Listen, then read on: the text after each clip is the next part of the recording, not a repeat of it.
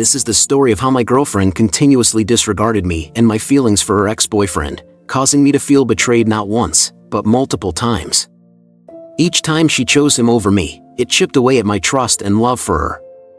Eventually, I reached a breaking point where my love for her vanished, and I agreed to my family's arranged marriage proposal. This is a raw and emotional journey of love, betrayal, and making the hardest decision of my life. Don't forget to like, subscribe, and hit the notification bell to stay updated on my latest stories. Let me know your thoughts in the comments.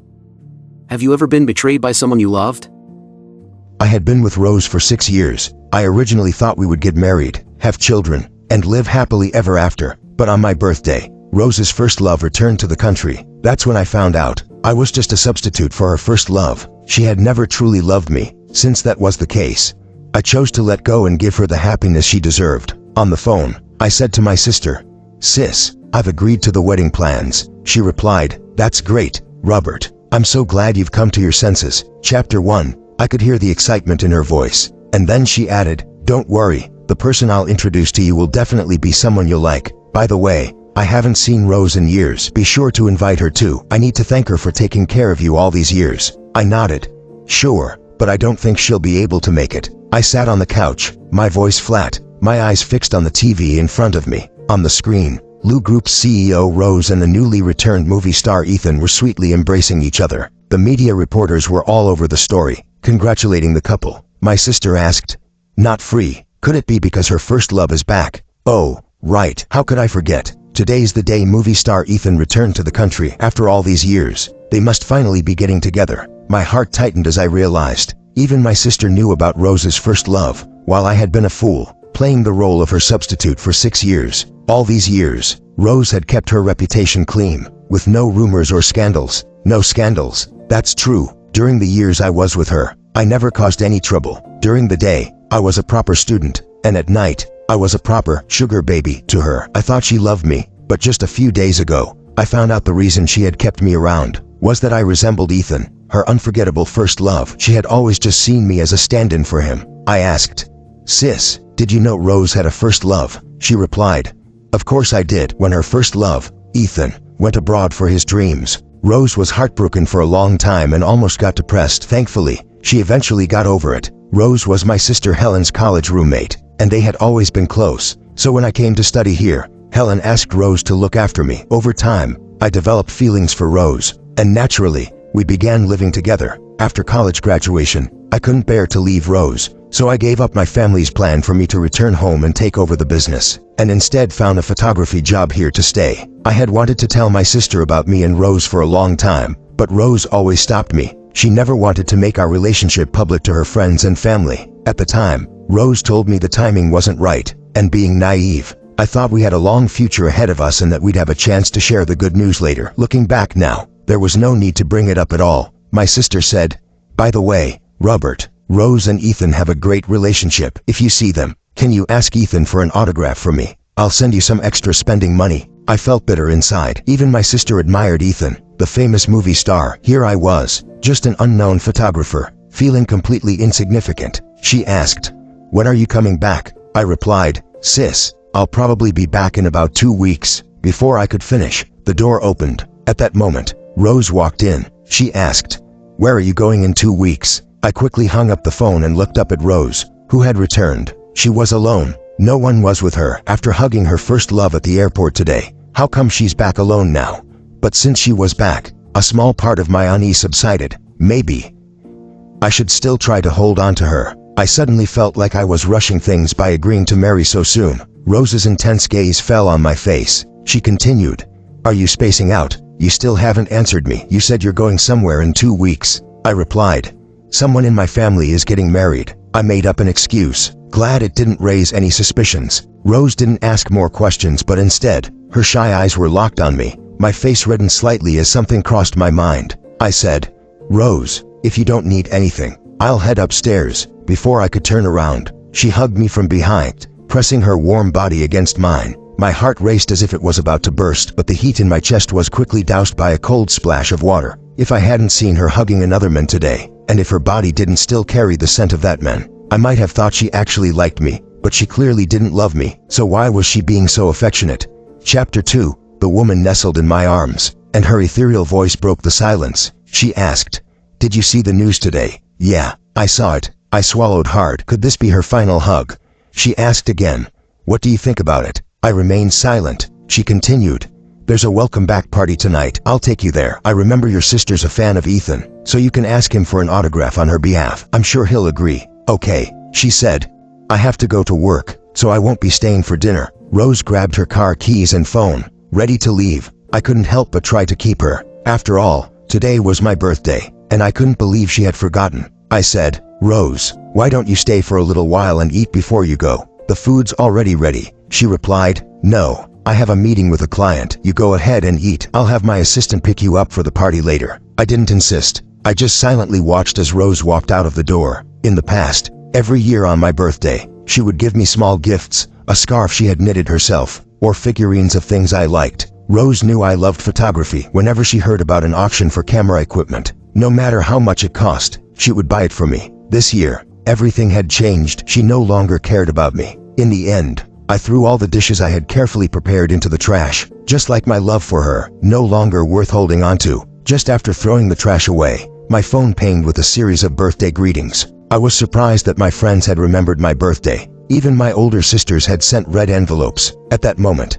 2 strangers added me as friends. I didn't recognize them, but usually, people who had my number were either friends or acquaintances, so I accepted their requests. The first profile picture was of a lazy cat. As soon as I accepted the request, the person sent me a huge red envelope, accompanied by pictures of flowers and wine, wishing me a happy birthday. I asked, "Who are you?" The person replied, "Hello, my fiancé. Happy birthday." I didn't expect this fiancé, whom I hadn't even met yet, to be so generous. It looked like I'd have to make an even bigger gesture when it was her birthday. The second profile picture seemed a bit familiar. As soon as I accepted the request, the person's moments popped up with a post. The picture showed a plate of shrimp and a pair of hands peeling the shrimp. I recognized those hands. The nails were painted with designs I had done myself. I was stunned. Rose, who always claimed she never did anything with her hands, was peeling shrimp for someone else. This was something I had never experienced in all the years we were together. Back then, I always peeled shrimp for her while she worked on her laptop,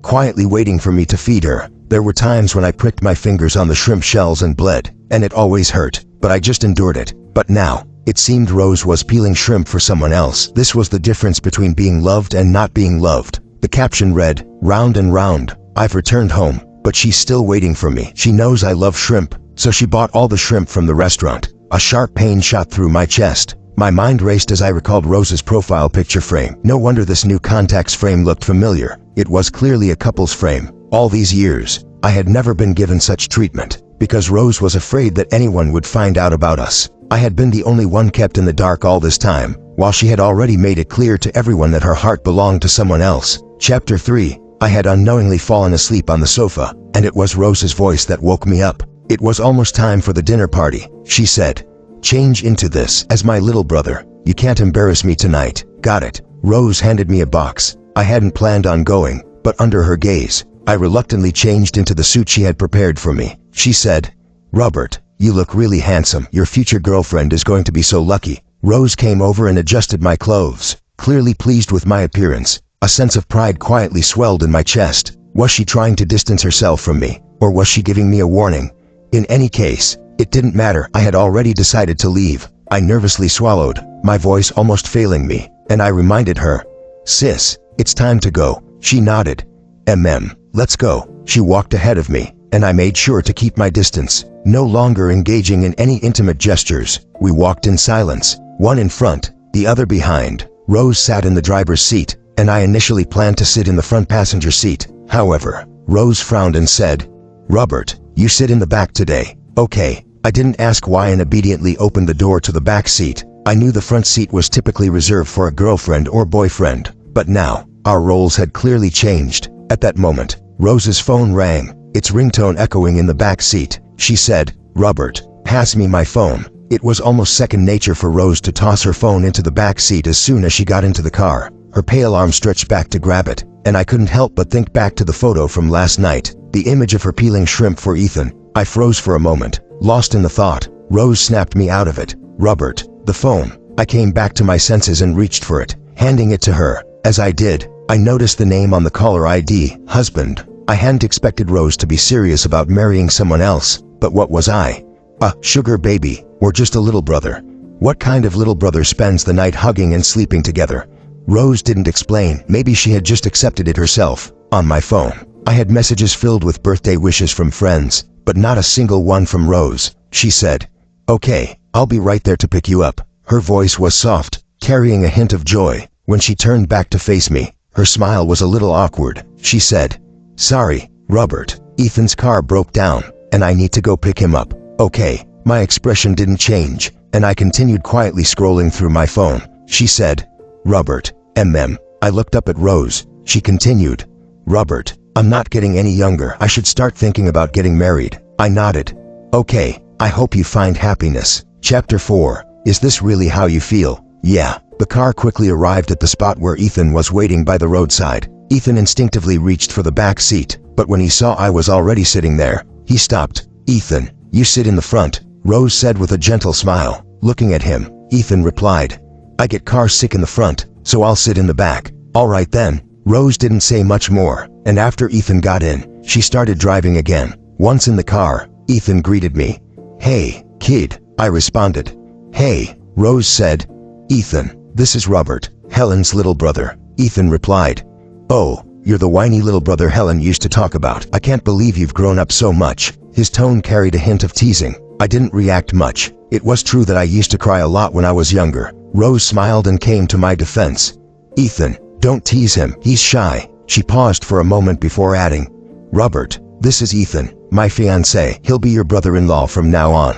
"Okay, sister." This would be the last time I called her sister after today. Perhaps we would never cross paths again. I said, "Hello, brother-in-law." Rose seemed quite pleased with my attitude. If this had been the past, I would have caused a scene by now. In the past, when she returned home drunk, supported by a male model, I would have made a fuss, and we'd have argued for days. Ethan said, "Rose, by the way, I was in such a rush earlier that I forgot to bring my violin. Can you go back and grab it for me? And also, can you pick up the makeup artist and my assistant? You know, I'm a celebrity. My image is important." Rose said, "Okay." When Ethan said this, he cast a meaningful glance at me. I understood. This man was deliberately provoking me. Makeup artists, assistants, and the violin. If all of them got in the car, there would clearly be no room left. So, Rose pulled over to the side of the road, then sent me the address and a 2,000 renminbi red envelope, saying, "Robert, why don't you just take a taxi? I've sent you the address." I understood. This wasn't a birthday gift, just the taxi fare.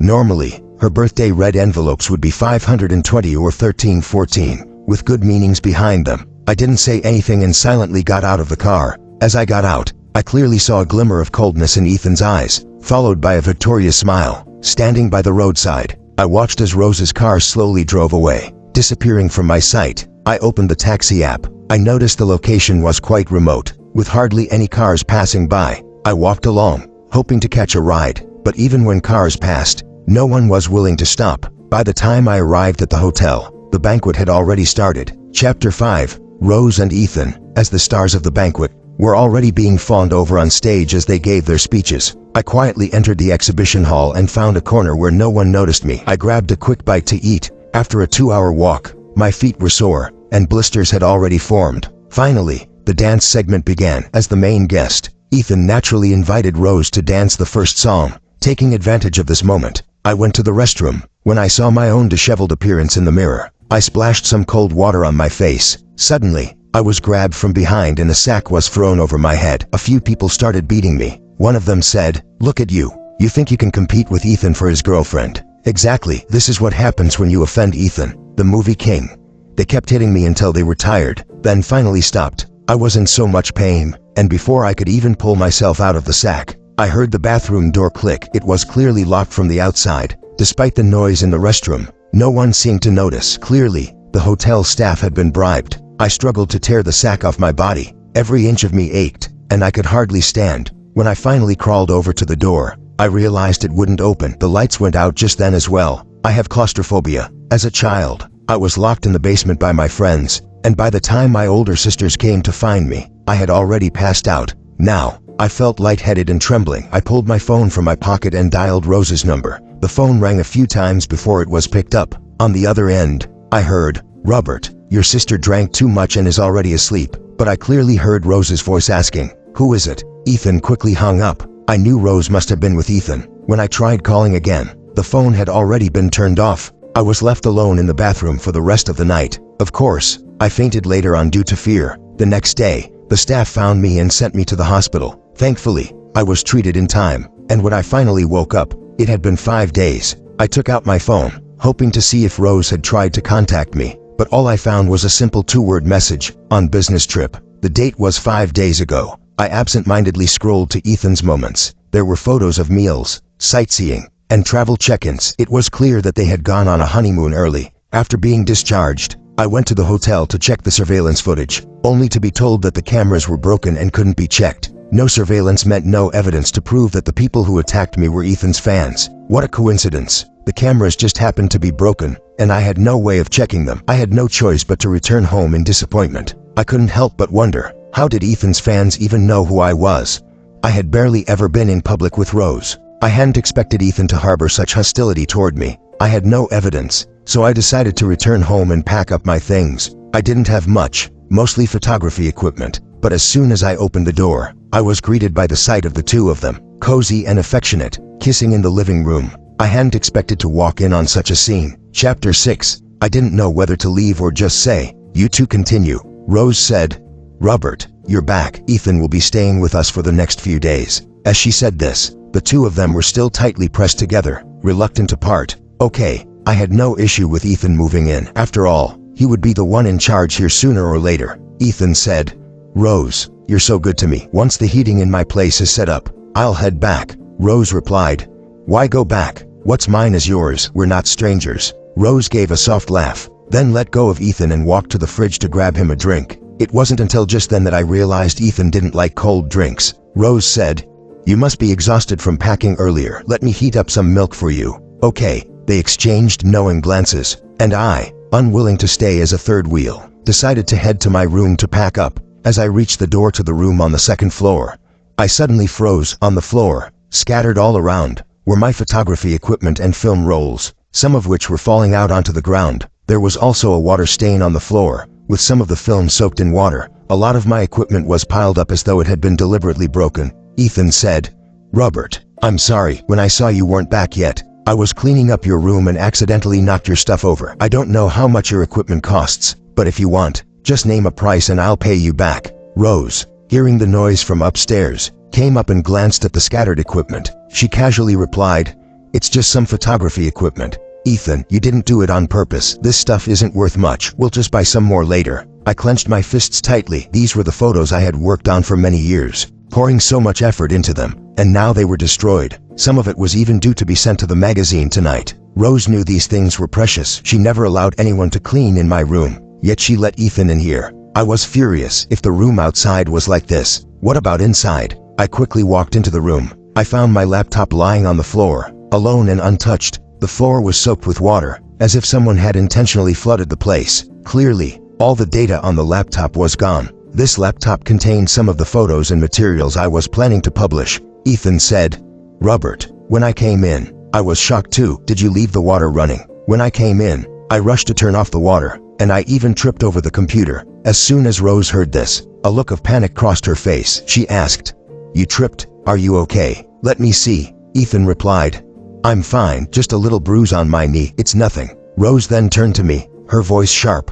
"Robert, what were you thinking? Why didn't you turn off the tap?" I was speechless. I opened my mouth, but clearly, anyone could tell that if I hadn't turned off the tap, the water wouldn't just stay in the room. It would have flooded downstairs by now. And to get to the bathroom, you wouldn't even need to pass by the computer desk. Now, Rose was clearly trying to defend Ethan. Rose said, "I'll take you to the hospital." When she looked at Ethan, her voice was gentle, but when she turned to me, her eyes were filled with anger, and her tone was cold. She said, "Robert, you better clean up your room while you're here. I don't want to come back to this mess when Ethan is living here." Chapter 7. After Rose finished speaking, she took Ethan to the hospital. Not long after they left, I started to pack up the film rolls. Fortunately, I managed to salvage some. As for the damaged equipment and computer, I called in a professional to handle it. I was informed that most of it was beyond repair, with many parts no longer available on the market. The undamaged items, I carefully packed up myself. I arranged for a courier and, to be safe, paid 10 times the usual amount for insurance, sending the equipment back to my hometown. However, the courier hadn't gone far when the van was stopped, and a fire was set to burn everything inside. When the courier called me, crying, to explain what happened, I stood frozen in place, half in shock. How could this happen? I knew, from start to finish, that Ethan was targeting me. I hadn't done anything wrong in these past days, so why was he doing this to me? It had happened before at the hotel, and now it was the courier. What would happen next? Just as I was trying to make sense of it, Rose and Ethan got out of the car. I couldn't hold it in any longer and stormed up to Ethan. Grabbing him roughly, I shouted, "Ethan, what the hell is going on? Why are you doing this?" Rose yelled, "Robert, what are you doing? Let go of Ethan right now." A flash of displeasure crossed her face as she grabbed my wrist. Her voice was cold and stern, but my gaze remained fixed on Ethan. I said, "What am I doing? Why don't you ask him what he's been doing?" My eyes were bloodshot, my entire body on the verge of exploding with anger. Ethan replied, "Rose, I think I accidentally broke his photography equipment. He's still mad about it." "Sorry, little brother," he said with feigned remorse. "I'll pay you back for your equipment. Tell me how much it cost, and I'll have my manager transfer the money." Ethan shot me a look that was full of arrogance and mockery. Rose said, "Isn't this already settled? Robert, why are you still hanging on to this? I'm ordering you now to let go of him." Rose squeezed my wrist tightly, causing me pain, but eventually, I released her grip. I slumped to the side, feeling utterly helpless, as if my soul had left me. Rose said, "I already told you, I'll buy a new set of equipment. You don't need to keep dwelling on this. After all, Ethan didn't mean it. In the end, you didn't even turn off the tap." I didn't respond. Every piece of equipment was something she had given me, and I cherished them so much, never wanting to let them get damaged. Many of them were rare and no longer available for purchase. But to Ethan, none of it mattered. Did that mean I didn't matter either? How could I have forgotten? I was always Ethan's substitute. I should have seen it long ago. Rose didn't love me. She just loved the fact that I looked like Ethan. My heart died completely at that moment. That evening, I spent the night on the couch, just trying to get some rest, but I could hear the sounds of Rose and Ethan in the upstairs room, their voices filled with intimacy. I lay downstairs, quietly enduring the torment of it all. Chapter 8. The next morning, I quickly washed up, changed clothes, and was ready to leave. Just then, Rose came downstairs, dressed in a black lace nightgown. When we used to sleep together, she would wear something equally provocative. I couldn't help but notice the hickeys on her pale neck. I quickly looked away, grabbing a coat from the side and heading for the door. If Ethan saw me looking at Rose like that, I couldn't imagine the drama that might unfold. Rose asked, "Robert, did you make breakfast?" Rose stretched with a yawn and slowly made her way toward the couch. It was her usual morning routine. She would lounge on the couch for a while, then ask me to massage her shoulders to relax her. And after that, I'd bring her breakfast and say, "Queen, please enjoy your meal." I replied, "No, I didn't make it. I have some things to do, so I'm heading out." I averted my gaze and stepped out the door. She asked, "Wait, where are you going?" Rose, like a lazy cat, lay on the couch, her alluring nightgown barely covering her thighs. Her body exuded a sensual charm. Hadn't she and Ethan enjoyed themselves enough last night? Was she now trying to seduce me? I swallowed hard, forcing myself to look away. "I'm just heading to the studio. I'll be back later," she replied.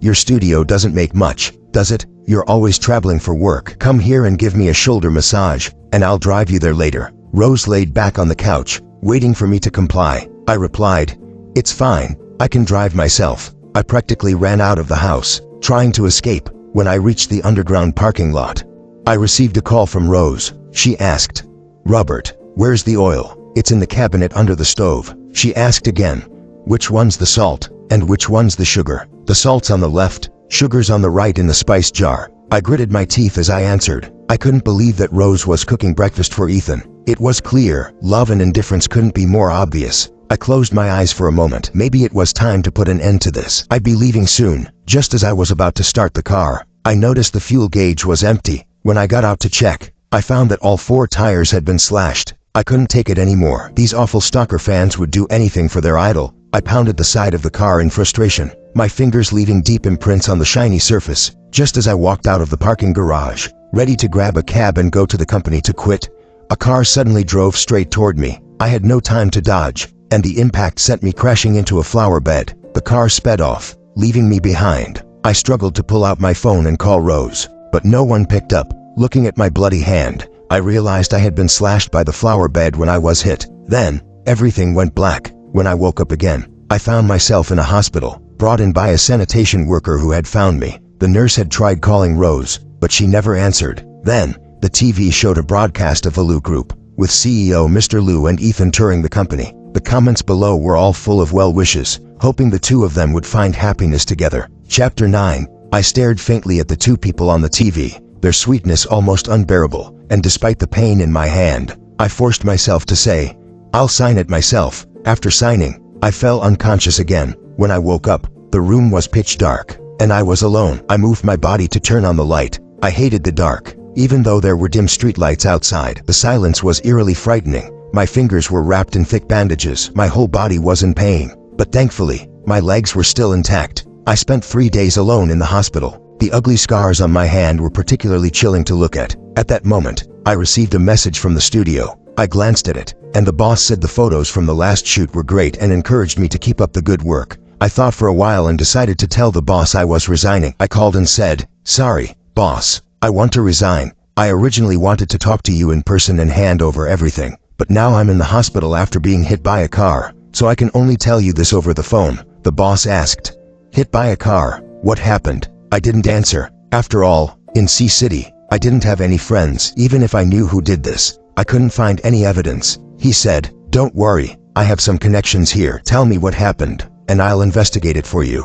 Okay. Tears welled up in my eyes. I didn't expect that in my moment of solitude and helplessness. It was the studio boss who was willing to help me. He said, "I'll come over in the afternoon and discuss the details with you." In the afternoon, the boss came over with some fruit. As soon as he saw me lying in bed, his eyes were filled with pity. I felt guilty and said, "Thank you, boss, for coming to see me." He said, "It's nothing, but are you really resigning?" I replied, "Yes. I'm afraid continuing like this will only drag the studio down." The boss angrily said, "How could that be? Those people are nothing to worry about." Just then, the boss's phone rang. "Boss, it's bad. Someone sprayed paint all over the studio. You should come back and take a look." "What? Who did this?" "Boss, we checked the surveillance, and it was a bunch of underage kids." "Underage?" I apologized.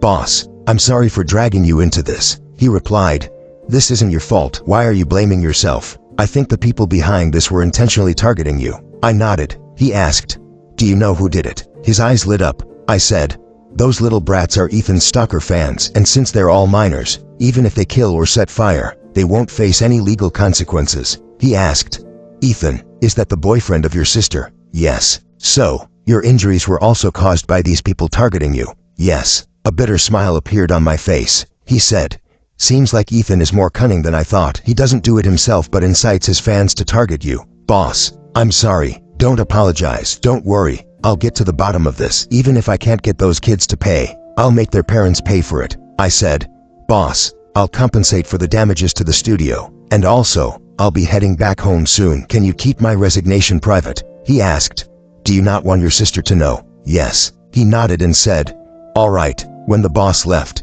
he didn't make me pay anything. In fact, after hearing I was getting married, he not only waived the compensation but even gave me extra salary as a wedding gift. He said, "Remember to send me an invitation when you get married. I'll come to cheer you on." Okay. The boss left with a smile. I spent a few more days in the hospital, lost in thought. During that time, Rose didn't call once, and I had given up on her. Chapter 10. Finally, I was discharged after my stitches were removed. The boss called to say he had found some evidence. However, when he was preparing to sue the stalker fans, Lou Corporation was worried about how it would affect Ethan's reputation. So, they paid a large sum of money to cover it up. No one dared report on it now. I had already known this would be the outcome. When I returned home, still weak from my injuries, the house was as empty as ever. It seemed Rose hadn't been back in a while. As I went to the storage room to grab my suitcase, I found that my belongings were in disarray. Thrown on the floor, the photos of me were slashed with a sharp object, and my diary, the one where I wrote all my affection for Rose, had been torn to shreds. At that moment, my phone buzzed with a notification. An excerpt from my diary, detailing my feelings for Rose, had been posted online. The backlash was immediate, and the internet was flooded with people condemning me, calling me shameless for having feelings for my own sister. I was stunned. Rose's angry voice came through the phone. She said, "Robert, I told you before that our relationship shouldn't be exposed. Why did you do this? Don't you know? Doing this won't just ruin me, it'll ruin you too. It might even take down the entire Lou Corporation with you." I had nothing to say. After all, Those affectionate words in the diary were mine. Rose then issued a statement through Lou Corporation, claiming that she and I only had a sibling relationship and no romantic feelings. No feelings at all. Fine, in that case, let's end it here. I gathered my belongings from the floor, throwing the photos into the charcoal stove to burn them. After cleaning up the storage room, I packed up what little luggage I had left and prepared to leave. At that moment, Rose rushed in. She slapped me across the face as soon as she entered. "Robert, look at what you've done. Do you know that because of that diary, Lou Corporation's stock price has plummeted?" I said. "This isn't my fault. You might want to look into who did it." I turned my head and stared directly at Rose. Ethan placed his hand on Rose's shoulder, smiling as he cryptically said, "Rose, I think there's something fishy about this. Maybe someone with bad intentions, or perhaps certain people were used by our enemies." Rose said, "Fine, if I find out you did this, I won't let you off the hook." After saying that, she didn't even notice my pale face. Ethan shot me a cold look, a smile of victory flickering in his eyes. In the end, it was the stalker fans who did all this, and it had nothing to do with him. Besides, those fans were minors. Even if I wanted to sue them, I had nowhere to go. Ethan probably just wanted to watch Rose slowly become disillusioned with me and return to his side. I stood there stubbornly, waiting until their figures disappeared before I took out my phone and called a cab to the airport. When I sat in the cab, I glanced back at the villa I had lived in for 6 years. It held so many memories of Rose and me, happy ones, romantic ones, moments filled with joy, and other intimate memories. But now, it didn't matter anymore. She no longer belonged to me. The cab drove off. Chapter 11, at Sea City Airport. When the plane landed, I slowly looked away, returning my gaze to the real world. I was back, after 6 years. During those 6 years, I hardly ever came back. My parents and 2 older sisters would send videos every year during the holidays, asking why I didn't come back. I would always use the excuse that work was too busy to return. Once, when my older sisters insisted on coming to spend the new year with me, I ended up temporarily moving into the apartment they had bought for me. I tidied up and decorated it just enough to appease them. My relationship with Rose was a secret that couldn't be exposed. Over the years, I had kept this secret and the love no one knew about, living in both pain and sweetness. But now, I no longer wanted it. I took my suitcase and walked through the crowd, leaving the airport. The familiar buildings caught my eye. After all these years, the airport hadn't changed a bit. It looked just the same as when I left 6 years ago. But 6 years had passed, and everything was different. I was no longer the naive young man I had been back then. I was now a mature man. My older sister's call came through. "Robert, are you really back this time? You're not fooling me, are you?" Her voice sounded uncertain, as if she thought I was lying again. Yes, I had promised many times to come home for the new year, but in the end, I couldn't bear to leave Rose alone. So I stayed in City A. I said, "Yeah, I'm back, and this time I'm not leaving." My sister replied, "Not leaving? Well, now that you're back, let's get married. We're all waiting for you to carry on the family line and have children." I laughed. "Big sis, don't tease me. By the way, when are you going to find me a brother-in-law?" She said, "Forget about a brother-in-law. I'm busy right now and can't pick you up, but I've sent your fiancée to meet you. She should be arriving soon." I nodded.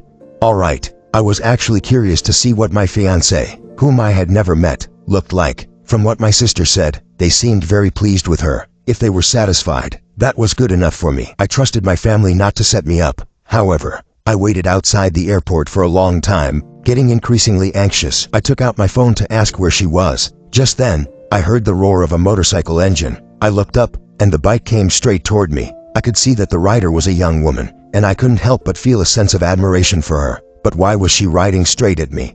I took a step back, almost losing my balance on the stairs. Just as I steadied myself, the motorcycle braked sharply and stopped right in front of me. I stared blankly at the young woman on the bike. She was dressed in a leather jacket, her long legs encased in leather boots and pants that hugged her graceful figure. Her slender fingers pulled off her black helmet, revealing her dark, glossy hair. She was effortlessly cool. I had never seen a woman ride a motorcycle so confidently and stylishly before. Actually, I'd always had a dream of riding a motorcycle when I was younger, but as I grew up, I realized that it wasn't really in line with my personality. Being the pampered child of my family, anything dangerous was always avoided, and I was well protected. Chapter 12. Beneath her long black hair was a delicate, beautiful face. I stared at the young woman in front of me, stunned by her beauty. She looked so young. How could she possibly be riding a motorcycle at this age? Was she even of legal age?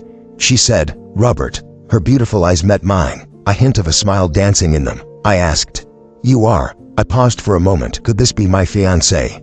She smiled brightly and said, "Hello, I'm Valentina, your fiancée. Valentina smiled as she spoke, and I was instantly captivated by her smile. Hello, I stammered, extending my hand, but then I saw the bandages on my hand and quickly retracted it. I said, sorry, I have an injury on my hand. She asked, is it serious? Before I could answer, she grabbed my wrist, clearly intent on checking my injury. I said, it's okay. She frowned. Okay, you've wrapped it up this thick, and you're saying it's okay. Come on, I'll take you to the hospital to get it checked out. There was a coldness in her eyes for a brief moment, but it quickly vanished. I protested.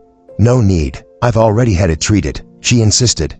No way, I won't feel at ease until you get checked out. This hand is important. It's going to be used for painting and taking photos. You can't just ruin it like this. Although I could support you, you can't just lie around at home all day. I replied. Don't worry, I won't rely on you to support me. Her first sentence was filled with concern, but the second was more of a playful jab. I was taken aback by how much she seemed to know about my work and preferences. Clearly, she cared about my injury, though her words were a bit sharp. Valentina chuckled and said, all right, I was wrong. Let's get in the car. There was some traffic, so I'm a bit late. I asked, are you legal? I stood there, staring at Valentina. She looked so young. Was she really old enough to be riding a motorcycle? She laughed and said, I'm only 1 year younger than you. You think I'm not legal? If you want, I can show you my ID when we go to get the marriage certificate. Valentina's mischievous smile made me feel embarrassed. I stammered, no need, I believe you. What? She was only a year younger than me. I couldn't believe how playful and cute she was. At that moment, I felt more at ease than I ever had with Rose. She said, all right, put on your helmet. Let's go to the hospital for a checkup. Valentina grinned as she put a black helmet on my head. I stood there, mesmerized as she carefully adjusted the helmet for me. Was this really my wife-to-be? If she was, I could certainly accept that. She said, all set. Now, sit tight. We're ready to go. I climbed onto the motorcycle. As a child, I had always dreamed of riding one. Back then, motorcycles weren't as common, and I thought people who rode them were incredibly cool. My family had many motorcycle models, but they discouraged me from riding, worried about the danger. So as I grew up, my interests changed. Now, I still thought people who rode motorcycles were cool. As the bike revved to life, I tightened my grip around Valentina's waist. Chapter 13. With one hand injured, I could only use my other hand to hold on tightly. My arm wrapped around her slender waist, pressing my body close to her back. From this position, I could tell that the girl in front of me was small in size. I had noticed earlier that she seemed to be about a head shorter than me. Out of the corner of my eye, I caught a glimpse of Valentina's lips curving slightly into a smile. The motorcycle was fast. Before long, we arrived at a city hospital, and the bike came to a smooth stop at the entrance. When I got off, my legs felt numb, and I felt a bit lightheaded, likely from motion sickness. Thankfully, Valentina quickly reached out and caught me, preventing me from fainting right there at the hospital entrance. I felt embarrassed and quickly muttered, thanks. She nodded and said, let's go inside. I'll have someone check on your injury. Valentina casually took out the motorcycle key, then grabbed my uninjured left hand, leading me inside. The head nurse greeted her with a smile. Valentina, you're here. Your mom's in surgery. As soon as the nurse saw Valentina, she couldn't help but tease her. Valentina was the daughter of Dr. Sue, and at her age, not dating had become a frequent topic of gossip among the nurses. The nurses often joked about how someone so accomplished in her childhood could still be single at this age. Now that Valentina was older and more beautiful, the teasing had only increased, and with the pressure of her single status, she was constantly mocked by those around her. Valentina rolled her eyes inwardly. She had forgotten that it was Nurse Lee who was on duty today. Had she known, she might have taken Robert to a different hospital to avoid this awkward situation. It was hard to put up with the teasing from the nurses. She knew that being good-looking and successful as a child only attracted jealousy, and now as an adult,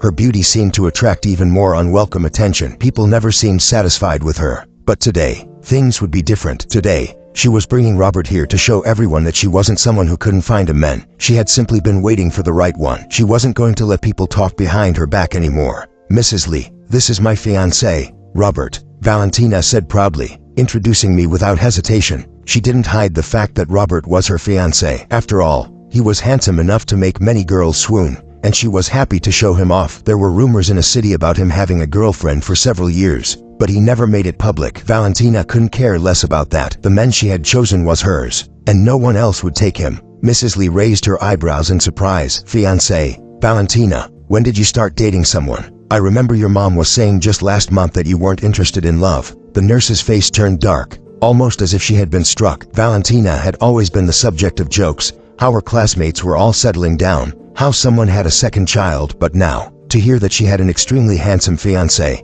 it was too much for Mrs. Lee to believe. Her eyes were full of envy as she stared at me. Unable to hide her jealousy, she asked, still in disbelief, "How long has it been? And now you've got a fiancé?" The nurse, who had been eyeing me, leaned forward and asked, "Young man, how old are you? Do you have a girlfriend? Maybe I can." She was clearly interested. I could tell from the way she looked at me that she thought I was from a wealthy family. With my appearance and the way I carried myself, it was clear that I was someone of importance. Valentina, however, was quick to shut down her assumptions. "Mrs. Lee, I've already told you, he's my fiancé. We've known each other since childhood, and we were promised to each other long ago. The reason I didn't date anyone before was that I was waiting for him to come back. He's just returned from overseas." Chapter 14, Mrs. Lee remarked, "Just returned from abroad, so he's an overseas returnee." Her eyes were filled with even more jealousy. I couldn't help but chuckle at Valentina's words. Overseas returnee, more like a sea turtle. Valentina shot back quickly. "All right,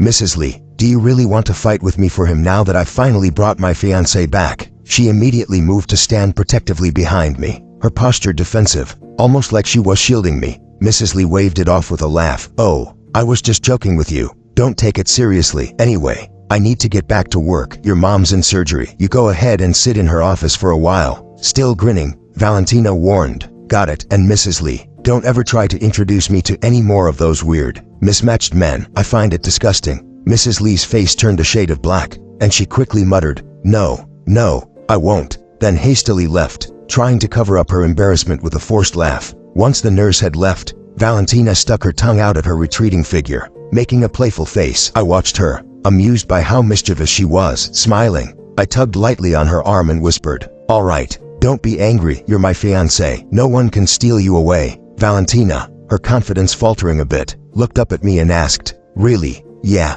really," I answered. This little girl, she seemed so sharp, yet she was so easily reassured. If she were any more naive, I might have said she was being tricked into this, just like how my older sisters had tricked her into being my fiancé. With a satisfied smile, Valentina said, "Then let's go." Her furrowed brows finally relaxed, and a soft smile tugged at her lips. She grabbed my hand and pulled me toward her mother's office. As we entered the office, my gaze fell on a family portrait on the desk. Wait, the man in the photo looked familiar. Valentina noticed my gaze and explained, "That's my dad. You should remember him. When you were little, you were always so naughty and cried a lot. My dad used to take you home with him sometimes for meals. And after that, you didn't cry so much anymore." "Ah, those were the old days," I said, feeling a little embarrassed. I used to cry a lot when I was younger, and there was a kind teacher who once joked with me, saying I had a beautiful little sister at home, and that one day she would marry me. Back then, I only knew that she was really pretty and that I liked her. I always followed her around, calling her sister and bringing her candy whenever I had some to share. I had two older sisters who were much older than me, and they spoiled me, buying me candy and treats. Whenever I got something delicious, I'd save some to share with the little girl. I never expected that the little sister I used to share candy with would turn out to be Valentina, the girl who once jokingly said she would marry me when we grew up. Valentina suddenly leaned in closer, grabbing the collar of my shirt. "Robert, do you remember what you promised me when we were little?" I had no choice but to look down at her, her small hands clutching my shirt, and asked, "What did I say? Did I say something inappropriate back then?" She narrowed her eyes, a smirk playing at the corners of her lips. "You told me that if I ate your candy, I'd have to marry you when we grew up and be your wife." I blinked, confused. Did I really say that? I was honestly a little lost. After all, it was something that happened when we were kids, and I couldn't remember all the details. Had I promised her something like that? She snorted and said, "Oh, you don't want to admit it, huh?" I quickly defended myself. "No, I just really don't remember." Valentina tugged at my shirt again. Standing on tiptoe, her face was moving closer, and I could feel the tension between us as our faces neared each other. We were so close that I could almost feel her breath on my skin. I froze, my heart racing. This girl was so bold, and here we were, in a hospital, and she was. "Valentina, what are you doing?" Chapter 15. At that moment, a soft voice called out from behind us. Valentina turned around and said, "Mom, you're back already." She let go of my collar and glanced at her mother with a somewhat awkward look, like a child who had been caught doing something wrong. I quickly adjusted my collar and turned to face Mrs. Su. Mrs. Su smiled at me and said, "If I didn't come back, you would have scared my son-in-law away." Her smile was warm, and I couldn't help but return it. I greeted her politely. "Hello, Mrs. Su." I looked at Mrs. Su, Noting her gentle expression that reminded me of a mother's warmth, it made me feel strangely comforted, and for a brief moment, I felt a pang of homesickness for my own mother. Mrs. Sue walked over and gently smoothed the wrinkles on my shirt caused by Valentina's earlier grip. "Good boy, you're back. That's all that matters. Thank you, Mrs. Sue," I said, stretching my hand toward her. When I saw my injured hand, I quickly withdrew it, feeling the awkwardness creeping up on me. Mrs. Sue noticed and asked, "What happened to your hand? Let me see it." Her eyes filled with concern as she gazed at the bandaged wound on my hand. "It's nothing. I just tripped," I explained, trying to downplay the injury. "You tripped and hurt it this badly?" she asked,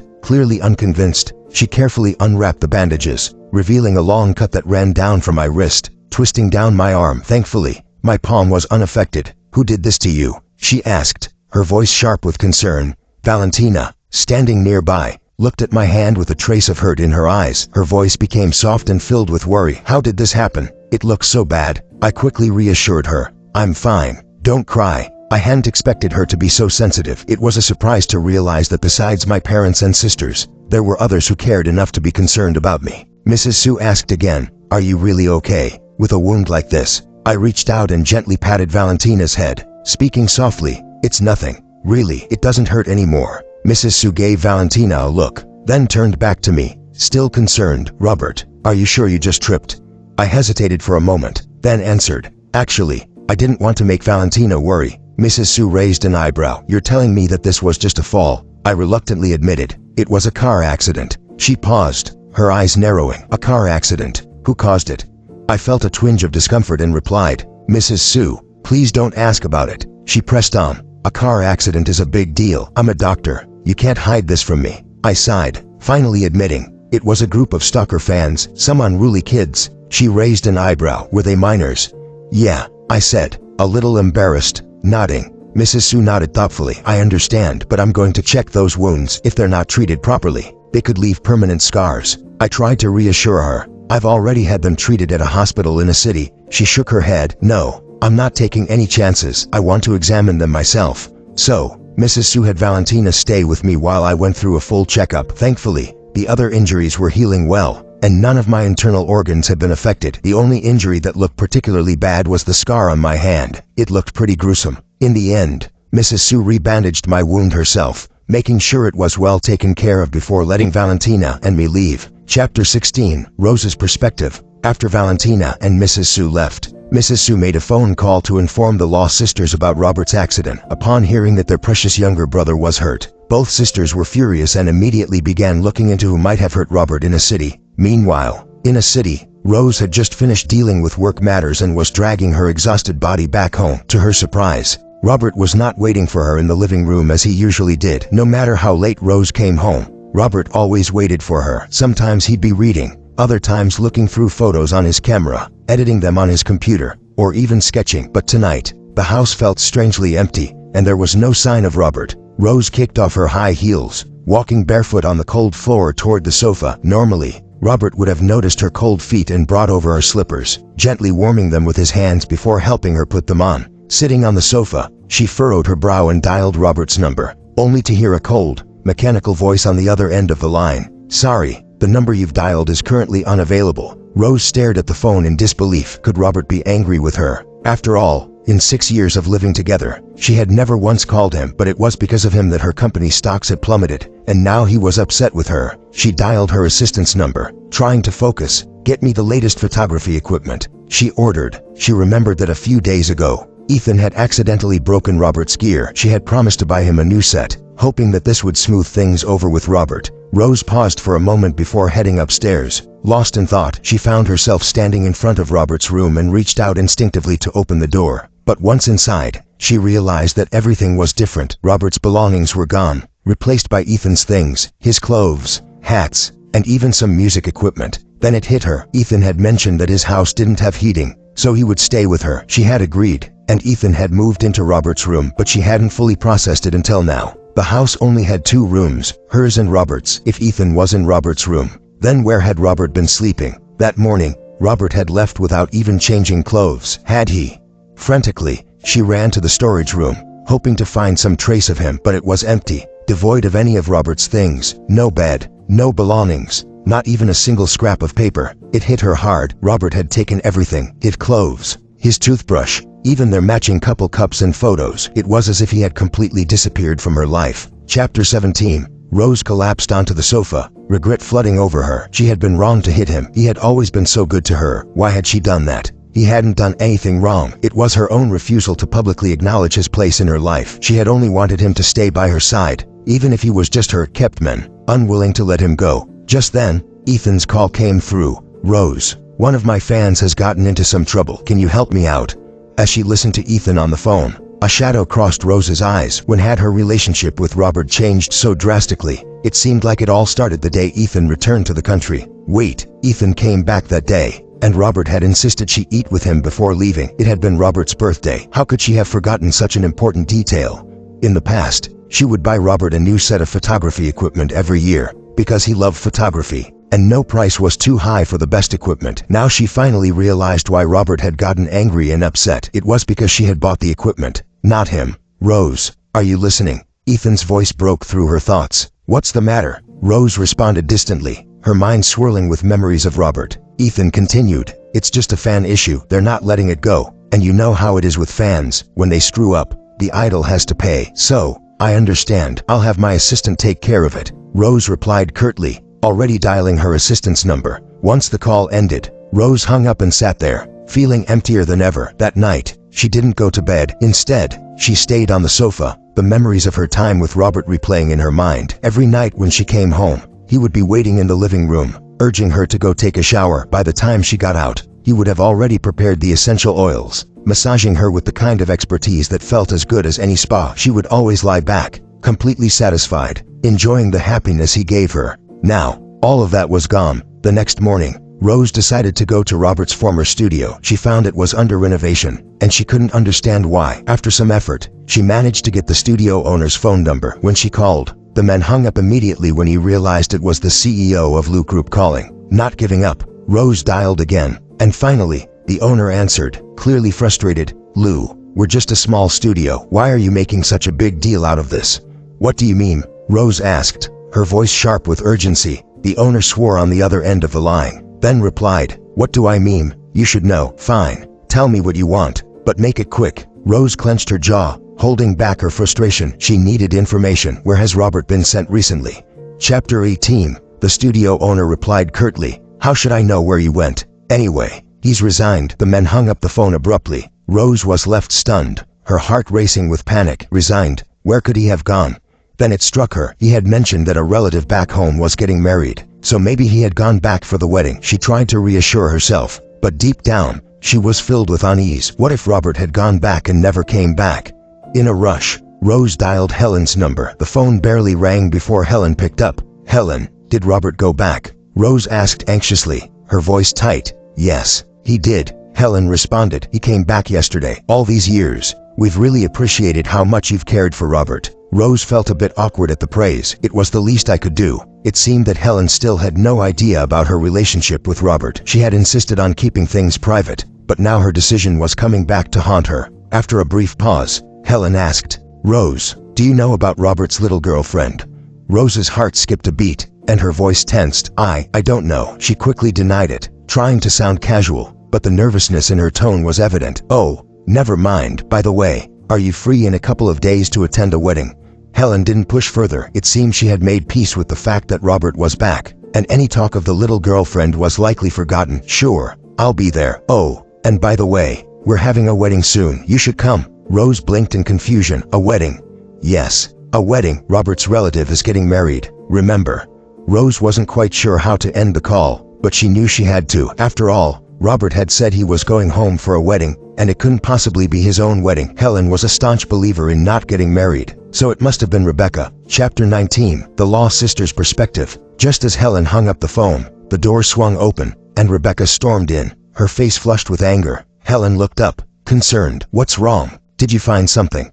Rebecca tossed a pile of papers onto the table in front of her sister. You take a look for yourself. The two sisters had always been protective of their younger brother. They couldn't afford to be careless, especially when Robert, the precious younger brother they had raised with so much care, was wronged in a city. They had to find the person responsible. Helen's eyes widened as she went through the shocking images in front of her. There were photos of Robert being beaten and locked in a bathroom, his parcels intercepted and burned, and even a picture of him being hit by a car. Helen's gaze fixed on the familiar villa in the background of one of the photos. She quickly pulled out her phone and scrolled through her gallery. Sure enough, in a selfie Rose had sent her, the same villa appeared in the background. Helen mumbled to herself, could it be that all these years, Robert's hidden girlfriend was Rebecca? Noticing her sister's realization, leaned in. Who is it?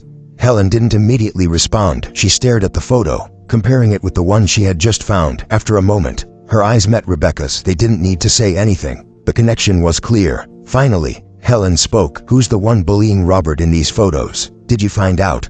Rebecca nodded. It's Ethan's fan. They hurt Robert in their attempt to protect Ethan. Ethan, Helen repeated in disbelief. You mean Rose's fiancé?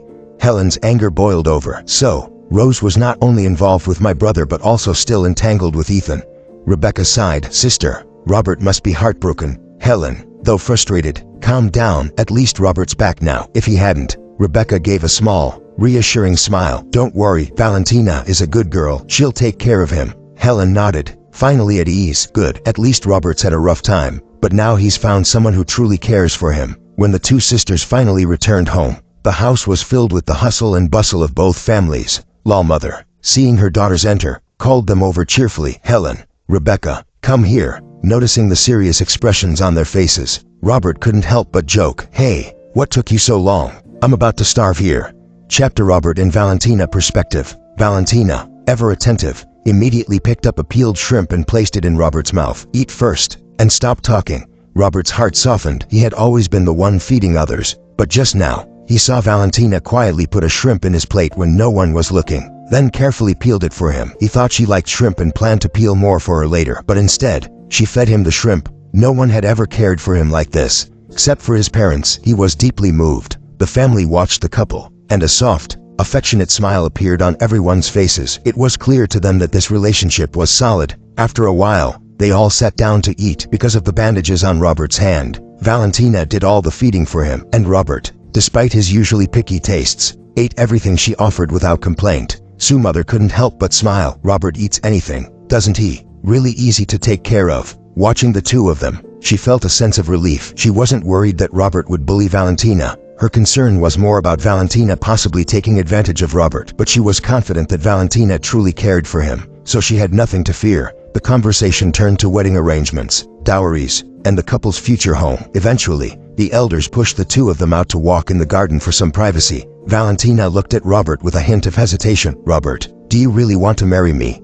She still couldn't quite believe it. If she had known Robert would get hurt, she would have flown to a city much earlier. She regretted not doing so. Now, her fiancé had a hand injury, thankfully not on his face, but she still felt so much heartache for him. Robert nodded, yes. He couldn't help but compare Valentina to Rose. Valentina was energetic, playful, and a little bold, everything a girl of her age should be. Rose, on the other hand, had a much colder personality. When she got angry, she could go silent for days, creating an oppressive atmosphere. It was as if Rose had always treated him as a placeholder, someone who wasn't her real choice. When Ethan came back, it was clear she would drop him without hesitation. But Valentina, she was different. She was warm and caring, and she had truly opened her heart to him. Then it's decided, no backing out, Valentina said, suddenly wrapping her arms around Robert's neck, standing on tiptoe to kiss him on the lips. Robert, momentarily stunned, felt his heart melt as he gazed at the girl in his arms. His emotions were overwhelming. Valentina grinned.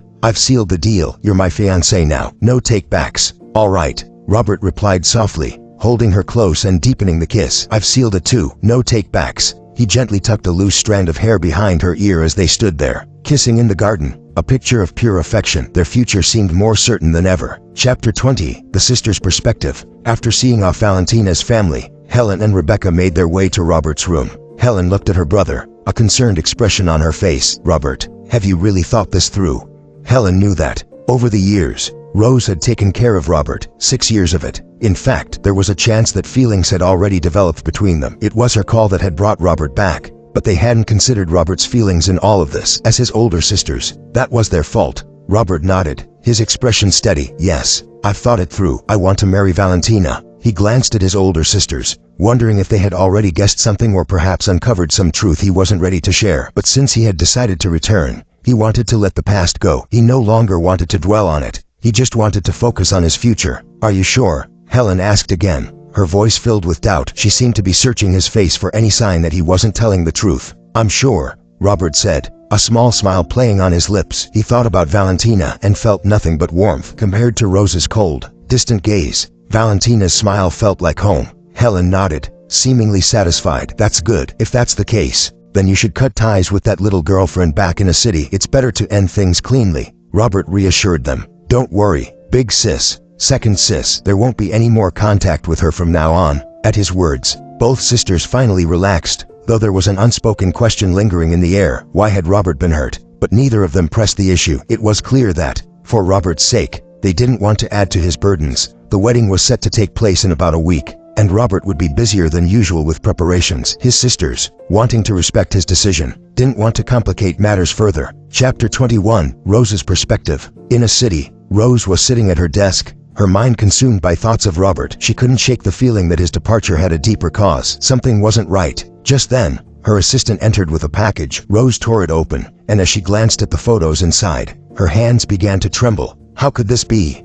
Robert had been bullied over the past few days. No, it wasn't just once. The photos showed Robert trapped in a hotel bathroom, beaten. She recognized that night. It was when she had left him on the side of the road to take a taxi to the banquet. Now, she realized, the area had been isolated, with few taxis around. Had he walked to the hotel? Each photo was more disturbing than the last. There was even a picture of Robert getting hit by a car in front of a villa. Rose's heart skipped a beat as she realized that this had happened while she was at the company with Ethan. Looking at the date, Rose felt a wave of panic. Robert must have been terrified. If it hadn't been for a passing cleaner, he might have been left there to die. Who did this to him?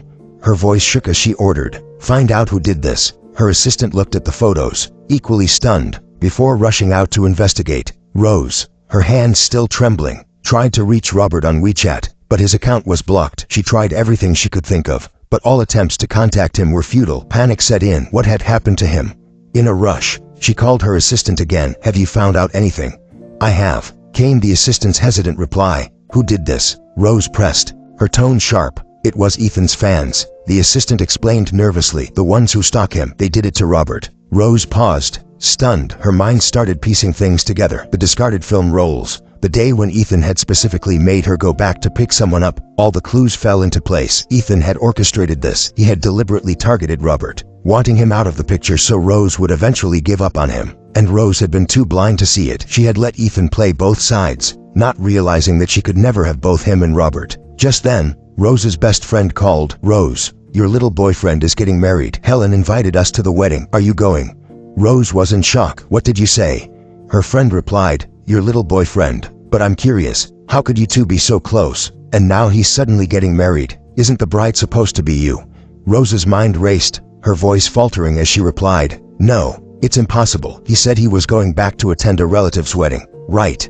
Her friend laughed. "What relative? And why would we be invited to the wedding of a relative? You know, I wouldn't even be able to attend if it weren't for you taking care of Robert all these years." The words hit Rose like a ton of bricks. "I see, thanks. I'll hang up now." Without another word, Rose hung up the phone and immediately instructed her assistant to book a flight to Sea City. She had to find out the truth for herself. Chapter 22, Robert Valentina's Perspective. In Sea City, today was the day Robert and Valentina were going to register their marriage. After discussions between both families, it was decided that they would first register their marriage, and the wedding ceremony would take place later once Robert's hand healed. Both families were now searching for effective scar removal creams, hoping to cover up the deep scars on Robert's arm before the wedding. For Robert, it didn't matter much, but for his little girlfriend, every glance at the injury pained her. "Don't worry, I'm fine," Robert comforted her, trying to soothe her concerns. Valentina, however, was still visibly upset. She was the type to be easily comforted by a small gesture, and a simple piece of candy could cheer her up.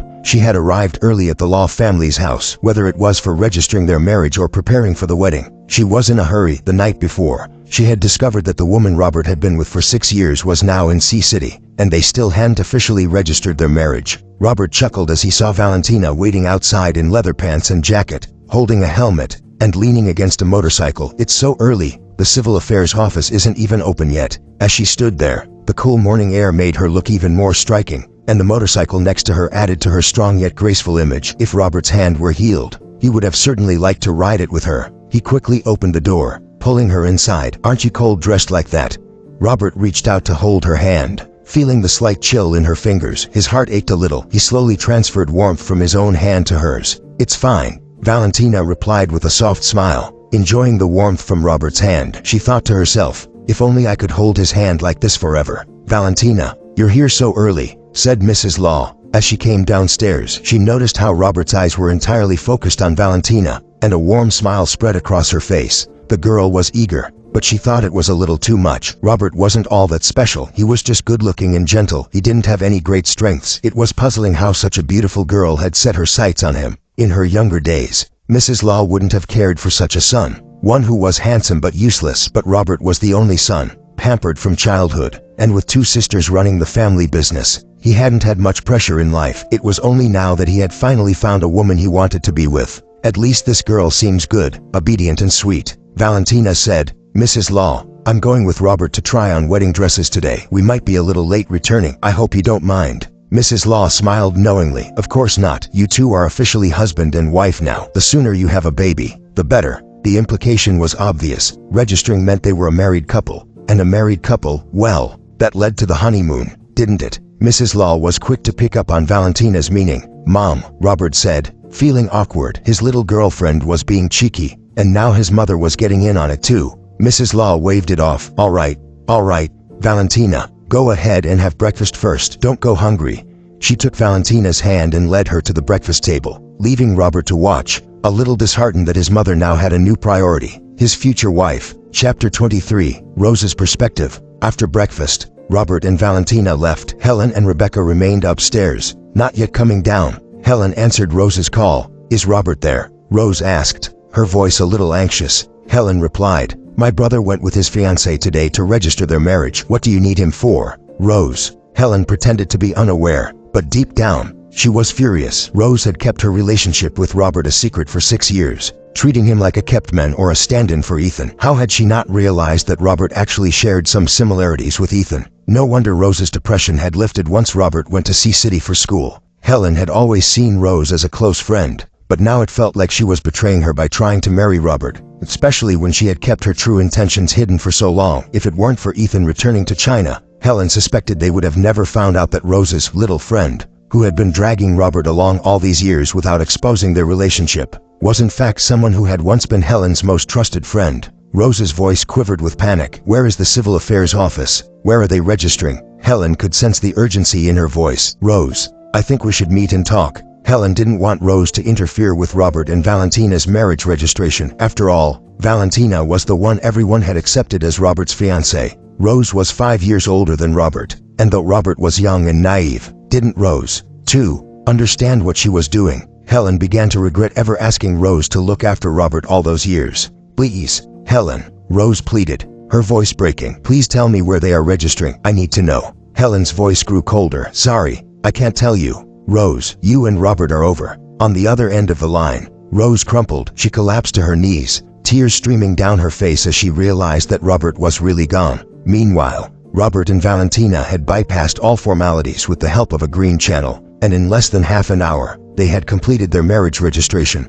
Valentina immediately shared the good news on social media, posting a picture of their marriage certificates along with a cute photo of the two of them making a heart with their hands. Robert's right hand, which was still bandaged, had been retouched in the image by Valentina. The post quickly caused a stir. Friends and acquaintances flooded Valentina's post with congratulations, comments, and new wedding gift-red envelopes. Valentina had even removed Rose from her blacklist, allowing her to see the post. As Rose stared at the photo, it hit her like a ton of bricks. She had truly lost Robert, the one she had loved so deeply. No, this wasn't what she wanted. This wasn't supposed to happen. Desperate, Rose ordered her assistant to track Robert's location. Moments later, she received the updated GPS coordinates. Following the location, Rose arrived at the wedding dress shop, where she saw Robert and Valentina trying on wedding dresses together. Robert perspective. I silently sat at the side, gazing at the wedding dress designs in the book. Beside me sat a quiet figure, whom I assumed to be another client also selecting a dress. I didn't look up.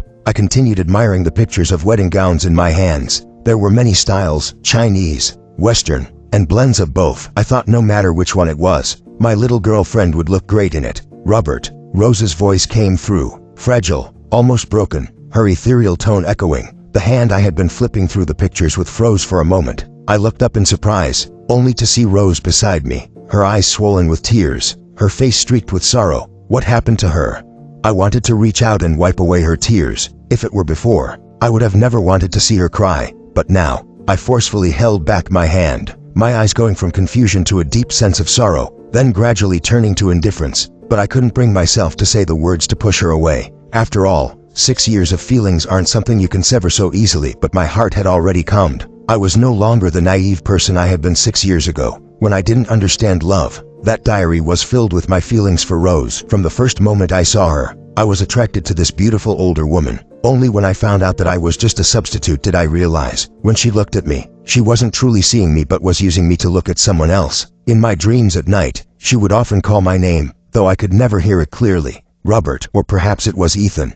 Just as I was thinking about how to ask Rose to leave before my little girlfriend noticed, a voice interrupted. "Sister, here's a tissue for you." Valentina, who had just finished trying on wedding dresses, noticed the beautiful woman sitting next to me, crying as if she had lost something dear. She walked over, picked up a napkin from the side, and handed it to Rose. Rose asked, "Who are you?" Valentina replied, "I'm Robert's fiancée. Are you here for our wedding?" "You're a bit early though. The wedding is still a few days away. The main reason is that Robert hurt his hand, so he might not be able to hold the ring." As she spoke, she suddenly lifted my sleeve, revealing the grotesque scar underneath, seemingly to check but really to observe Rose's reaction. Rose, flustered, asked, "How did this happen?" Valentina smiled. "Sister, from now on, I'll be the one to protect my fiancé. You don't need to worry about him anymore." She emphasized the word sister, letting the words slide slowly between her teeth. Rose fell silent, and Valentina continued, "Don't blame yourself. It's not your fault. In fact, I should thank you for sending such a great man to me."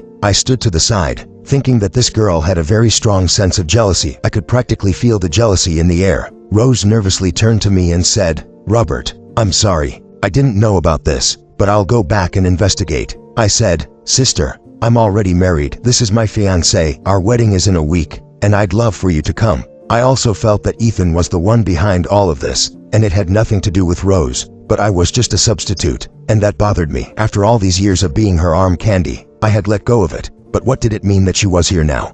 Was she trying to hold me back? Did she want me to go back to being her fool? No, back then, I was young and didn't care, but now I couldn't be reckless anymore. Besides, Valentina was amazing. She always put me first and centered everything around me. Unlike me, who had spent 6 years revolving around Rose, only to find that her heart had never warmed. Her heart was cold. Chapter 24. The truth was, Rose didn't love me. She just wasn't used to not having someone around to serve her. She said, "Robert, please, give me another chance." Rose reached out, grabbing my arm, her voice choking with tears, almost pleading as she was on the verge of kneeling. I replied, "Sister, from the moment Ethan returned and you had me call him brother-in-law, didn't that prove we're just like siblings? So, what are you doing now? I'm not a good match for you. Ethan is. So please, go back to him." She shook her head. "No, I won't go back, Robert. Please, just one more chance. Please." Valentina, in disbelief, said, "Sister, Robert respects you and calls you sister, but don't take advantage of that. We've already registered our marriage. We're a legal couple now, and our relationship is great. Don't try to break us up."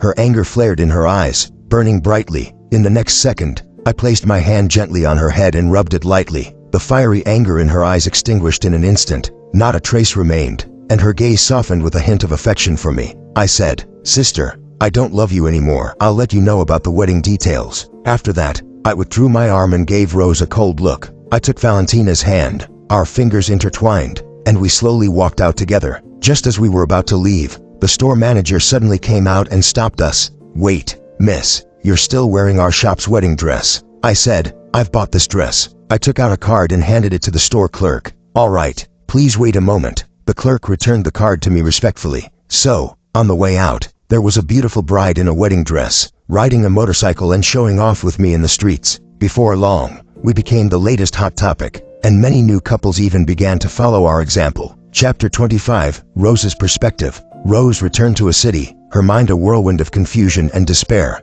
Her assistant, clearly worried, escorted her back to the villa. The house was brightly lit, and when Rose arrived, she could hear the sounds of a party from within. When she opened the door, her eyes widened in shock. She had expected Ethan might invite a few fans over while she was away, but she never imagined the scene that greeted her. Ethan was holding the hand of a girl with brightly colored hair, singing. The girl's clothes were almost entirely torn off. A few men and women sat scattered across the couch, some covered in dirt, others with half of their clothes removed, looking dazed and disoriented. Were they on drugs? Ethan, thinking Rose was still away on a business trip, had invited these stalker fans over for some sort of party. When he saw Rose, he was taken aback, fear evident in his voice. "Rose, you're back." Rose snapped. "Call the police." Her gaze burned with anger as she shot a look at her assistant. The living room was a mess, clothes strewn everywhere in chaos. The sight of it all made her sick. She had never imagined Ethan would be like this behind closed doors. She was utterly disappointed. Before, it was just her and Robert living here. Robert never brought people like this home, never had unclear relationships with other women. Her assistant nodded and immediately pulled out his phone to call the authorities. "Wait," Ethan shouted, panic rising in his voice. "You can't call the police." Rose shot back. "Ethan, this is my house. You've broken in." Ethan retorted. "Broken in? Didn't you invite me to live here? You've been away for a few days, and I was lonely, so I invited some friends over to hang out. What's the big deal?" His tone was arrogant and dismissive. Rose asked coldly, "Then tell me, what's wrong with them?" Her eyes drifted over to the people on the couch. It was obvious they were high. Drugs, which was illegal. Ethan shrugged nonchalantly. "They're fine. They just get really sleepy at night." "Really?" Rose didn't buy his lies for a second. She wasn't a child. Ethan nodded, still acting casual. "Of course, since you don't like it, I'll send them home." He tried to help the dazed group of people to their feet, but they staggered, unwilling to leave. "This place is great." One of them slurred. "There's food, drinks. This is a world we could never dream of." Rose stepped aside and exchanged a glance with her assistant. The assistant quickly slipped out to call the police. At that moment, a noise came from upstairs. Rose frowned. Someone was still up there. Ethan quickly explained. "Rose, wait, the people upstairs are my friends. They're drunk, so I let them rest upstairs." Drunk? But Rose could clearly hear a woman's painful groans coming from above. Her eyes turned cold as she stared at Ethan. "Ethan, don't lie to me, and I don't like my home to be dirty and messy. Tell them to clean up before they leave." After saying this coldly, she turned and began heading upstairs. Ethan called after her. "Rose, my friends are being a bit loud today. I'll make it up to you. Just forgive me this time." "Forgive you? For what?" Rose looked at him, but the man standing before her was no longer the Ethan she had once known. He had become selfish, cold, and vengeful. He didn't even spare innocent Robert. She had once thought that when Ethan returned to the country, she would finally settle things with Robert and then marry Ethan. But instead, she had watched Ethan hurt Robert over and over again, while she had defended him, unknowingly continuing to hurt Robert in the process. Just then, the sound of sirens wailed outside. Ethan's face went pale, his eyes darting anxiously between Rose and the door. "Rose, you called the police." Chapter 26. Rose responded coldly. "What? You're just having a little fun with people in my villa, and now you're scared." The more Ethan acted this way, the more suspicious Rose became. What exactly did he think her villa was? Without warning, Ethan grabbed Rose by the neck and hissed, "Rose, this is your fault. You pushed me to this." The assistant shouted in panic, "Ethan, what are you doing? Let go of the CEO. Now." Rushing forward, the assistant's eyes were wide with fear as he saw Ethan tightening his grip on Rose's neck. He reached for Ethan, trying to pull him away, but Ethan was like a madman now, his strength only intensifying. Rose struggled to breathe, her vision blurring as she gasped for air. She couldn't help but think that maybe it would be easier to just die right there. Robert had already rejected her, and now she didn't want to live either. "Stop." Just then, the sound of police sirens broke through the chaos. The officers stormed into the villa, quickly surrounding it, but Ethan still refused to release his grip on Rose. In a desperate move, the assistant grabbed a nearby vase and smashed it over Ethan's head. The force of the hit made Ethan loosen his grip just enough for Rose to finally gasp in a breath of air. It was as if she had been given a second chance at life. Rose could hardly process the danger she had just been in. How had Robert endured when he was locked in the bathroom all night, injured and alone? Rose couldn't even communicate with the police at that point. But fortunately, the assistant had witnessed everything and insisted the police thoroughly search the villa for any more hidden dangers. Sure enough, when they went upstairs, they brought down a young girl, her eyes vacant, her mind shattered, her body was bruised and battered. The assistant immediately took off his jacket and draped it over the girl, trying to offer some comfort. They also brought down 3 other young men, all of them acting arrogantly and defiantly. It was clear they had been raised without proper guidance, the kind of kids who wandered the streets without any care for the rules. Ethan was taken away by the police. The next day, news of Ethan's arrest spread like wildfire, causing an uproar across social media. Some people claimed Ethan had been wrongfully accused. Others demanded his release, even showing up outside the police station to yell at the officers. They called for Ethan's freedom, insisting that the actor had been framed. Some even called Lou's group, hoping the company would intervene and get Ethan out. Rose looked at the information her assistant had provided. It turned out that Ethan had been living a reckless life overseas. Years ago, Lou's family had given him money to study abroad, but instead, he squandered it all. When he couldn't keep up the lifestyle anymore,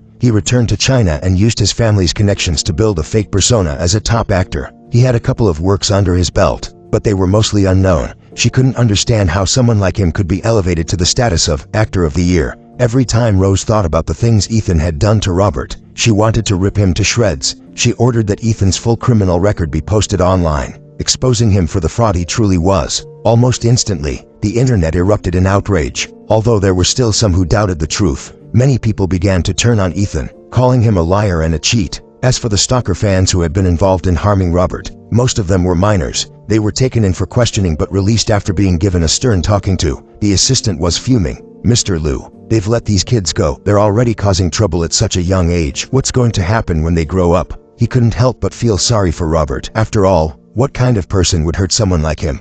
Lately, Mr. Lou's temper had been getting worse. When Robert was around, he was calmer. But now that things had fallen apart, the assistant was afraid the rest of them might soon feel the consequences. Chapter 27. A cold, icy glint flashed in Rose's eyes as she spoke, her voice filled with a chilling determination. "Go and bring them back. I want them to experience firsthand the pain Robert suffered." The assistant hesitated before speaking. "Mr. Lou, murder is still a crime. You know, murder." Rose scoffed. "Killing them would be a mercy. You will make them suffer everything Robert went through, one by one, then release them afterward." "Understood, Mr. Lou." A few days later, the streets were filled with disabled beggars. Some had their legs broken, others their arms. There were even some with their tongues cut out. No one would ever dare to harm others again after this. After Ethan was locked up in prison, he initially tried to reach out to Rose, begging for her forgiveness. He claimed he was sorry, but Rose didn't even give him a chance to explain. She directly handed over all the evidence of his stalker fans harassing Robert to the police. Ethan was charged with multiple crimes and sentenced to 10 years in prison. Though he was sentenced to 10 years, neither Rose nor the Liu family, or even the Su family, had the kind of power to shield someone indefinitely. Or if they wanted someone dead in prison, that was an entirely different matter. It was almost too easy for them to orchestrate. What Helen hadn't expected was how ruthless Rose would become,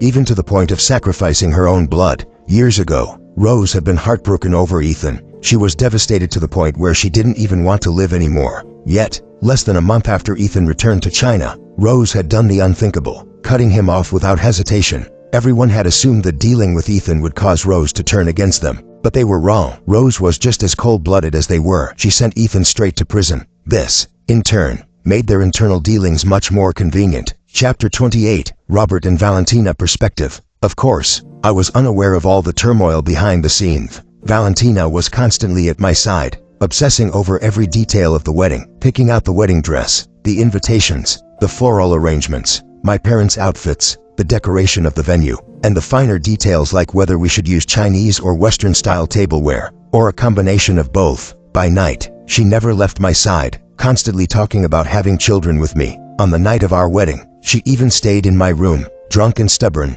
refusing to leave. Even her parents couldn't do anything to stop her. In the end, they had no choice but to let Valentina stay. She would go directly to the wedding the next day, but the old family rules couldn't be broken. We were finally separated by force, and as I was leaving, Valentina clung to my clothes, unwilling to let me go. I had to take off my jacket and coax her for a while before finally sending her back to the villa. Once she calmed down and fell asleep, I rubbed my temples and was escorted back by the butler. The wedding went ahead as planned. Valentina was still a little groggy when the bridesmaids woke her up in the morning. She was even a bit irritable at first, but when she saw the bridal suite and the bridesmaids, she remembered that it was her wedding day. Her irritability quickly vanished. One of the bridesmaids teasingly asked, "Valentina, the groom's on his way. If you don't get up now, are you planning to have him carry you out of bed?"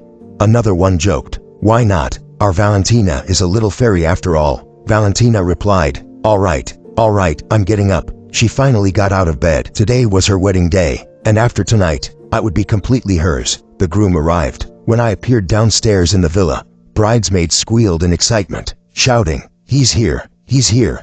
Valentina stood up but was immediately stopped by the bridesmaids. When my figure appeared at the door, A shower of red envelopes was thrown in the air like confetti. The bridesmaids, momentarily distracted by the scene, quickly scrambled to grab the envelopes off the floor, completely forgetting the planned performance. By the time they realized what had happened, Valentina had already slipped on her shoes and was quietly being carried out by me. The luxury car slowly drove off, leaving the bridesmaids behind, still scrambling to collect the red envelopes. The groomsmen, equally bewildered, hadn't even had time to deal with the bridesmaids' antics before everything was over. They quietly followed us, while the bridesmaids would eventually be escorted to the wedding venue. As the wedding car entered the hotel, I got out and was about to carry my still drowsy bride out of the car when I heard a soft voice call my name, Robert. I hesitated for a moment, holding Valentina in my arms. Valentina sleepily said, "I'm awake, husband." Her voice, once sluggish, now full of energy, was as if to say, "The wedding is today. Don't even think about stealing my men."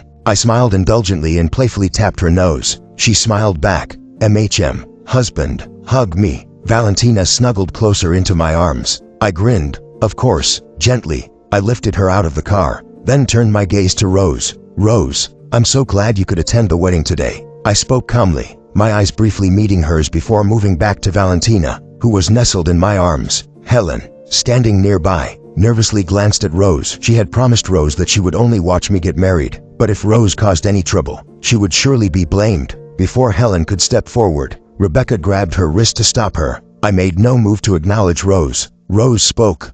"Robert, this is my wedding gift to you. I hope you like it." Her eyes were filled with nothing but Robert. Wishing she could have been the one in the wedding dress. She hoped to be cherished in the same way, but she was wrong, so terribly wrong. She shouldn't have treated Robert as a substitute for Ethan. She had thought that what she couldn't have was the best, while the one who had always been there for her had been ignored. Now, feeling defeated, Rose took out some company shares and handed them to Robert as a form of compensation. I replied, "Thank you, Rose. I'm already so happy you could be here today. As for the gift, it's too much. I really can't accept this." I glanced at the shares transfer document in Rose's hand. It was too extravagant for a wedding gift. Valentina added, "Sister, I know this is your way of making up for the years of regret, but Robert is now my husband, and we'll face everything together. You don't need to worry about him anymore." Valentina reached out to tap me, signaling she wanted to be put down. Once on her feet, she handed the shares back to Rose. Her voice was soft but firm. Her cheeks puffed slightly, clearly showing her displeasure at the woman who had repeatedly interrupted her happiness. Helen quickly stepped forward and pulled Rose aside.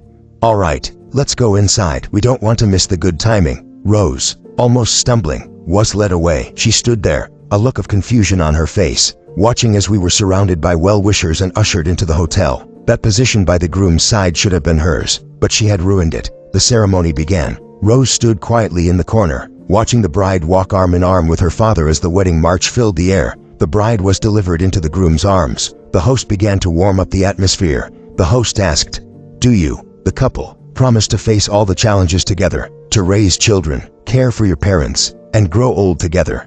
Do you both agree?" "We do." I looked into Valentina's eyes. Her gaze was completely filled with me, and together we spoke the words, "We do." Now, the exchange of rings. I took the ring, then suddenly knelt before her. Robert, thank you for marrying me. I also thank you for choosing me." We carefully slid the rings onto each other's fingers. The host smiled and said, "Now, the groom may kiss the bride." Before the words were fully out, Valentina had already thrown herself into my arms, and we kissed. The guests applauded, showering us with blessings. Rose had no idea how she ended up outside the hotel. She was in a daze, and eventually collapsed by the roadside. Helen and Rebecca, coming out, felt some guilt and decided to take Rose to the hospital. Meanwhile, Valentina and I were already on our honeymoon, heading abroad to celebrate. A year later, our first child was born, a beautiful little princess. Rose sent a congratulatory gift. This time, it wasn't company shares, but an entire set of priceless gold jewelry. I didn't refuse this time and invited Rose to join us for the baby's full moon celebration. Valentina suggested that we find a godmother for the baby. In the end, the opportunity was given to Rose. Rose looked at the baby in her arms. The child resembled both her mother and father. Rose made a silent decision. She would go back to work hard to earn money for her adopted daughter's milk powder.